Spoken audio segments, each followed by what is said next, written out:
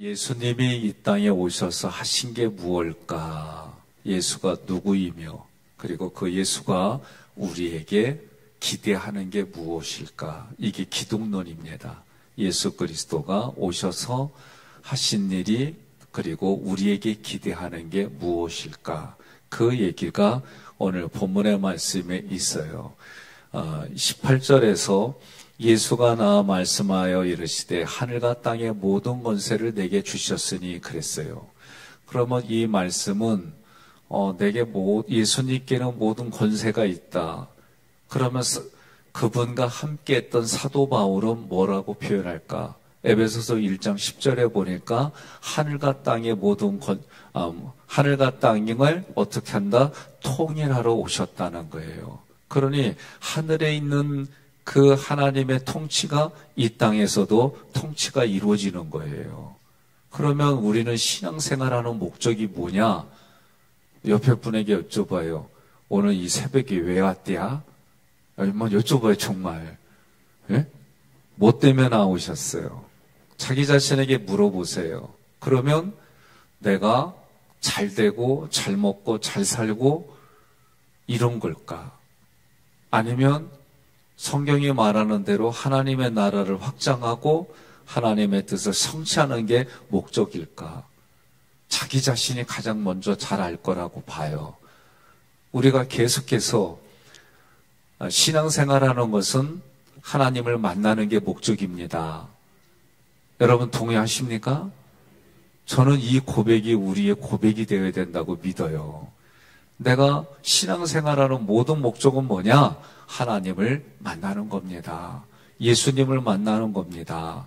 성령님을 만나는 겁니다. 그런데 오늘 본문에서는 그 하나님이 우리에게 찾아오셨어요. 이게 은혜예요. 하나님이 나를 찾아오셨습니다. 은혜입니다. 하나님이 나를 만나주셨습니다. 그러면 나는 반응이 뭐냐?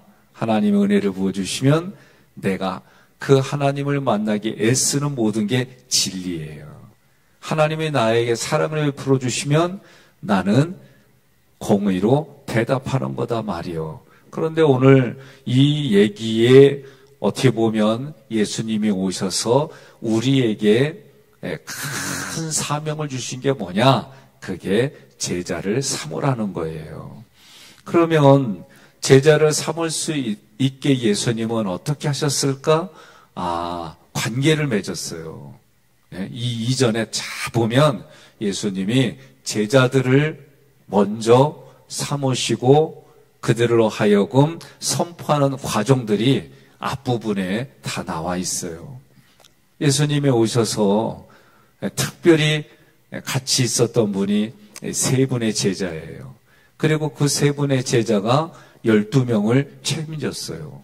12명이 72인의 전도대로 만들어졌어요. 그가 120명으로 그리고 설교했을 때 3,000명이 일어났다 그러면 그냥 당연히 설교했더니 다 몰려든 게 아니라 그런 과정 속에 예수님의 얘기를 듣고 모인 사람들이 최종적으로 그렇게. 그럼 이 일들을 보니까 어떻게 해요? 우리 장로님들이 시작했어요. 3명을 택해서 1명씩. 그런데 왜 택했느냐? 신앙생활을 도와주는 거예요. 지식 전달이 아니라 정말 삶을 도와주려고. 그런데 이 원리는 뭐냐라고 할 때에 예수님이 나를 따라오라는 거예요. 하나님 앞으로 나아가는 길을 보여주시고 어떤 상황에서든지 간에 그 하나님과의 관계를 어떻게 맺어야 되고 내가 그 삶을 어떻게 풀었는지 예수님이 먼저 보여주셨어요. 그런 모습으로 우리 장로님들이 여러분들하고 함께 신앙생활을 도와주기 위해서 이제 그 일들을 시작했어요. 하늘과 땅을 통일시키러 왔다. 그리고 에베소서 4장 10절에 보니까 하늘에서 내려왔다 위로 올라가신 분이 어떤 분이냐? 충만한 분이시다. 이 충만이란 단어는 신의 성품으로 충만한 거예요. 그래서 예수님은 육체 안에 하나님의 그 모든 것이 담겨져 있는 분이고 그것을 사도 바울은 보아라라고 표현했어요. 그러니 여러분과 제가 예수님을 만나고 그런데 그 예수님이 어떤 상태에 있어요? 요새 골로새서 우리가 공부하지 않아요? 말씀 전하고. 그 예수님이 만유 안에 계시고 그 만유는 예수님 안에 계시다. 이 얘기는 무슨 얘기냐? 내가 어디를 가든 무엇을 택하든 어떤 사건이 벌어지든 그 안에서 예수를 만나게 해주신다는 거예요. 그러면 얼마 전에 우리가 이런 얘기를 했어요. 광야는 문제를 해결하는 곳이 아니라 하나님을 만나는 곳입니다. 이 얘기가 만유의 예수가 계시고 그 예수가 만유 안에 계신다 그 얘기예요. 그러면 이 얘기는 이해가 안 된 분들은 이렇게 말할 수 있어요. 아, 내가 지금 당장 배고파 죽겠는데 내가 지금 당장 이런 어려운 문제가 있는데 그게 우선이지. 그래서 그 문제를 해결하려고 사람들을 만나고 그 문제를 해결하고 움직여요. 그런데 예수가 만유 안에 계시고 그 만유가 예수 안에 있다는 얘기는 내가 그 사건, 그 사람을 통해 누구를 만나는 거예요?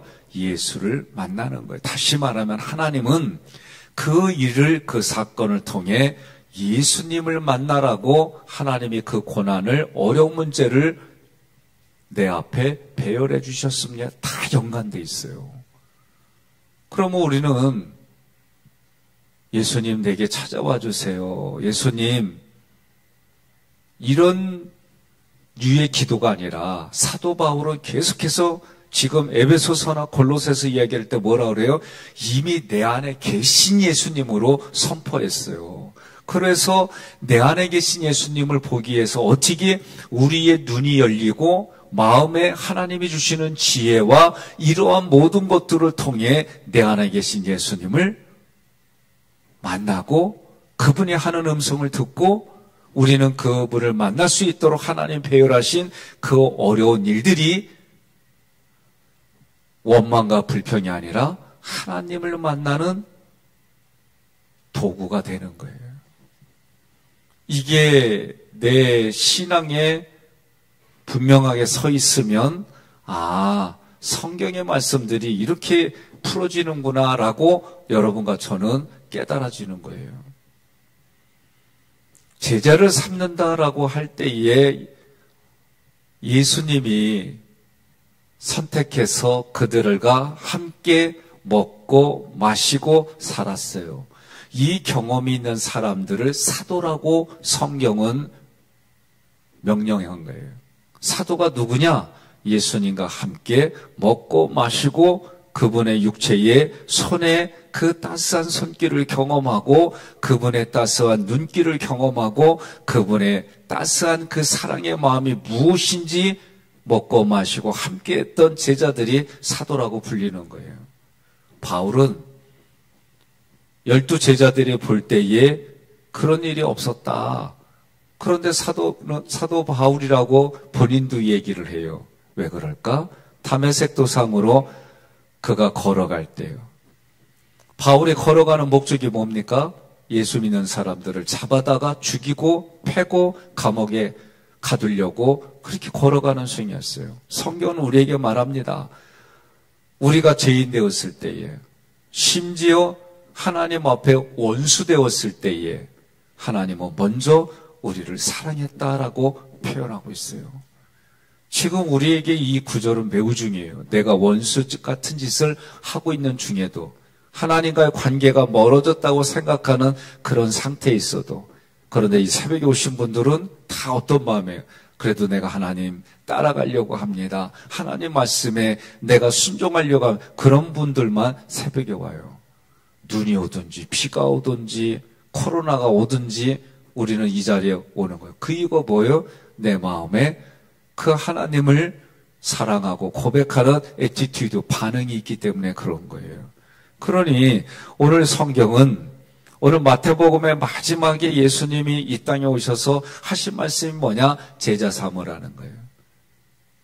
그럼 어떻게 제자를 삼을까라고 할 때에 예수님이 하신 방법대로 나의 삶을 통해 도와주고 보여주고 깨닫게 해주고 내가 먼저 그 길로 한 걸음 걸어간 삶을 보여주는 게 오늘 우리 장로님들이 시작하는 거예요.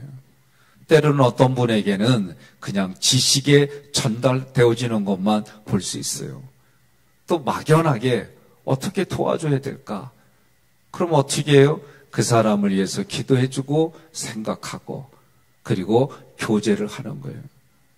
여러분, 매일 교통, 매일 교제라고 하는 게 출애굽기의 마지막 성막에서 이루어지는 거예요.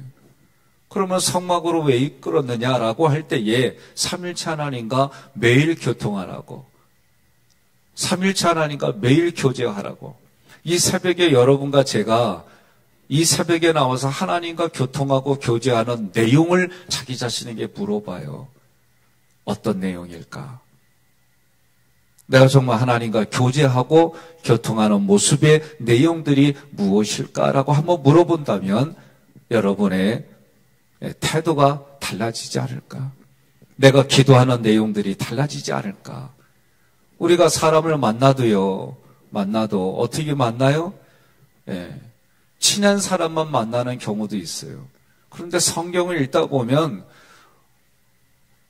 불신자들하고 의도적으로 내가 시간을 계획해서 만나라는 거예요. 그게 너희는 가서라는 뜻이에요. 우리는 다양한 방법으로 전도해요. 선교합니다. 안 하는 게 아닙니다. 그런데 그 전도와 선교를 하려면 어떻게 예수 믿는 사람들에게 아니라 불신자들에게 하라는 거죠. 그러면 오늘 예수님은 예수를 알지 못하는 제자들에게 찾아왔어요. 우리도 마찬가지예요. 내가 살아가는 삶의 자리에 우리의 교통과 교제가, 하나님과의 교통과 교제가 내 이웃과의 흘러갈 때 믿는 사람들에겐 더 잘하라고 로마서 얘기를 해요. 이런 거를 무시하고 얘기하는 게 아니라 정말 내가 제자를 만들려면 누구를? 예수 믿지 않는 사람에게 내가 가는 거예요. 이게 쉬울까? 이 새벽에도 아멘이 안 나오는 거 보니까 참 어려운 문제예요. 저도 고민을 참 많이 해요. 예수 믿지 않는 사람이 타켓을 정하고 이 사람 예수 믿게 하려고 끊임없이 저도 그런 노력들을 해요. 안 하는 건 아니에요. 왜? 그게 저에게도 목회적인 우리 교회의 분들만 하는 게 아니라 그렇지 않은 사람들에게도 해야 되는 게 나의 사명이니까. 그게 마태복음 28장 마지막의 이야기이니까. 그럼 너희는 그들에게 가서, 여러분 갈 때 마음이 어때요? 두렵고 염려도 있고 불편한 것도 있고 그러지요. 그런데 성경은 뭐라고 하느냐? 내가 너와 항상 함께 하리라. 예수님이 말씀하신 이 말씀이 또 다른 보혜사 성령님이, 그런데 성경은 이미 내 안에 예수가 있다? 그러면 성령님 한 분만 계신 거를 우리는 그렇게 생각해요. 삼일체 하나님이 내 안에 계시다. 삼일체 하나님이 나와 함께 하신다. 그러니 여러분 어떻게 해요? 여러분 스스로가 질문하잖아요. 자기에게. 내가 질문하고 내가 대답하고. 이거 못하는 분만 손들어 봐요. 저도 혼자 있으면은 별의별 5만 가지 생각부터 해서 그 있어요 없는 거 아니에요. 그런데 의도적으로 그 시간에 뭐예요? 하나님과의 관계. 그러면 그 관계를 어떻게 하냐? 오늘 새벽에도 일어날 때 하나님 오늘도 예수님이 하신 십자가 부활 승천을 선포합니다. 선포하는 목적은 뭐냐? 하나님의 형상과 모양으로 나를 지음받았으니 그 원래의 모습으로 오늘 하루를 시작하게 해주세요. 매일 선포해요. 매일 아침에 선포하는 이유가 오늘 하루 중에 모든 일들, 저녁에 자기 전에 6월절 언약, 세례 언약, 시내산 언약을 그냥 머릿속에 점검해 보는 거예요. 그리고 내가 기도할 때 우리는 기도의 내용, 아까 교제의 내용을 점검해 보라고 그랬잖아요. 그러면 출애굽기에서 구조도를 가지고 기도하는 거예요. 오늘도 하나님이 저에게 찾아와 주셨으니, 은혜를 베풀어 주셨으니 감사합니다. 그 은혜 받은 자로서 내가 하나님 앞에 내놓을 게 뭐가 있나. 오늘도 내가 하나님 앞에 내 자신을 드러내지 아니하고 예수님만 드러내는 삶을 살았는지, 또 그런 삶을 살게 해주세요. 오늘 우리 교회의 하객교회 모든 성도들이 내가 죽고 예수가 사는 그 하루의 시작이 되게 해주시달라고. 그러니까 저녁에 자기 전에도 이런 구조도도 고민해보고 그렇게 기도하고 6월절에서, 그리고 나도 오늘 모든 목적이 삼일체 하나님을 만나려고 하는 목적이었나, 이런 것들을 점검하다 보면 잠자요. 그러면 여러분, 이런 질문에 대답이 이렇게 나옵니다. 24시간 깨워 기도하는 게 맞습니까? 예. 그리고 내가 예수를 누린 만큼 나오고, 예수를 누린 만큼 예수님과 그 말씀들을 내가 씨름한 만큼 내 삶에 나오는 거예요. 그 삶으로 내가 선택한 사람들을 도와줄 수 있는 거예요. 이런 기도의 묵상이 없으면 지식으로만 흘러가고, 그리고 내 안에서는 역동이 안 일어나요. 말씀을 흘려보낸과 동시에 중요한 게 뭐냐? 여러분, 하나님과의 매일 만남, 매일 교통, 매일 교제, 그 내용에 내 안에 쌓인 만큼 그것이 흘러가는 거예요. 그러니 예수님이 뭐라고 그래요? 나를 따라오라고 말씀하시고 이제는 보여주시고 깨닫게 해주신 그 은혜로 너희가 가라는 거예요. 누구에게? 불신자에게 가라는 거예요. 오늘 저희 교회도 이렇게 이사 오셔서 오신 분들도 있지만 전도되어지는 분들이 대부분 보면 기존 신자들이에요. 좀 그런 모습 보면서 제 마음속에는 우리 성도들이 내가 예수를 믿지 않는 사람에게 가서 만나가지고 건면하고 삶으로 보여줘서 야, 감동을 받아가지고 당신이 다니는 교회에 나도 다니고 싶다라고 하는 이런 열매들이 저는 많아졌으면 좋겠습니다. 이제 가서 뭐 해라? 세례를 베풀라는 거예요. 저희가 또 교단에서는 그전에는 학습이 있었고 뭐 이런 것 때문에 기간을 둬요.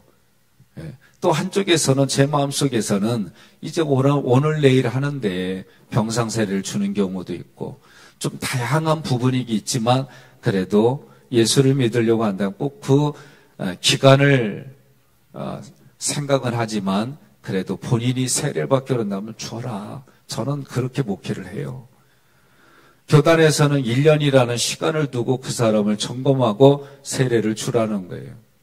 성경에 보면 그런 기간 이런 건 나와 있진 않아요. 그러나 교회의 또 전통이고 지킬 부분인데 또 보여요. 어제도 우리가 교육하면서 마지막에 이런 얘기를 주고받았어요. 이젠 신천지 성경에 좋은 단어를 가지고 2단의 한 분파예요. 근데 이 신천지에서 어떻게 하냐면 그 교회에서 죽도록 충성하라. 죽도록 충성하고 나서 어떻게 하라?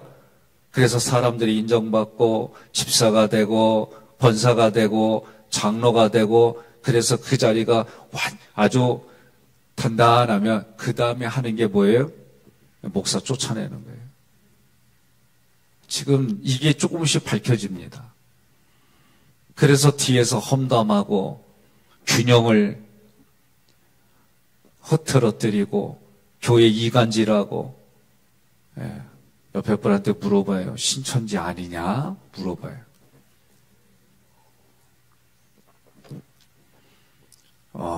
저는 이게 3년이었는데 이제는 10년이라는 세월 속에 그렇게 숨어서 결론은 교회 통째로 옮겨버리는 이런 부분들이 여기저기 밝혀지다 보니까 요새는 새가족 올 때도 제 마음속에는 신천지인가 한번 봐요.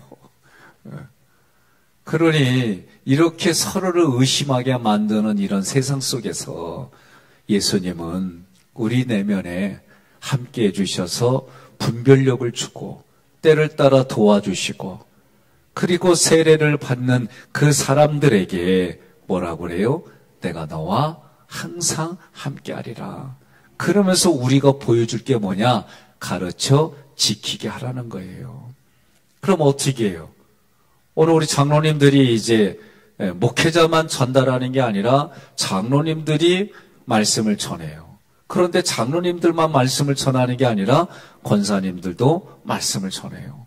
근데 그 권사님들만 전하는 게 아니라 우리 평신도 집사님들 그리고 직분이 없는 분들도 말씀을 전하는 거예요.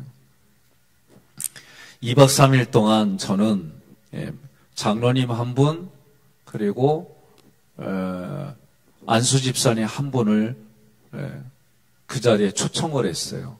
보스턴에서 계신 목사님이 익산에서 자기가 목회를 하고 이제 미국으로 이민 갔는데 남겨진 그때의 자기 제자가 있다는 거예요. 익산에서 올라오셨어요. 유장로님이신데 직업은 수학 그쪽에서 일타 강사예요. 그분이 오셔서 그리고 성경을 가르치고 새가족들에게 자기가 어떻게 가르치는지 이 얘기를 쭉 간증하는 거예요. 장로님의 아들로서 그냥 교회에 왔다니 갔다니 하다가 그가 변화되어지고 말씀을 준비하면서 그 내용들을 보니까 도전이 돼요. 저 같은 경우에. 그리고 구월동에 사는 그리고 용인에서 이사 와서 여전히 그 교회를 자기가 다니는 분이었는데 11개를 다 노트화해가지고 독수리타법으로 노트화해가지고 지금도 말씀을 이렇게 전하는데 참 도전도 됐어요. 도전도 되고 육신이 피곤할 때 이런 생각을 가졌는데 복음을 전하는 그 모습을 보니까 복음을 전하는 기쁨, 복음을 전하는 함께 누리는 그 기쁨에 대해서 얘기를 하는데 저에겐 너무 크게 도전이 됐어요. 저는 여러분들이 오늘 이 몇 구절 안 되지만 이 몇 구절 안 되는 이 말씀들이 우리 삶의 마지막이구나. 예수님이 오셔서 그 생명을 버리기까지 나의 죄를 해결하기까지 이 모습이 내가 구원받았으면 이제 또 내가 예수 믿지 않는 이들에게 삶으로 보여지고 내 입술로 말씀이 전파되어져서 예수 믿게 하는 일이 나에게 마지막 사명이구나.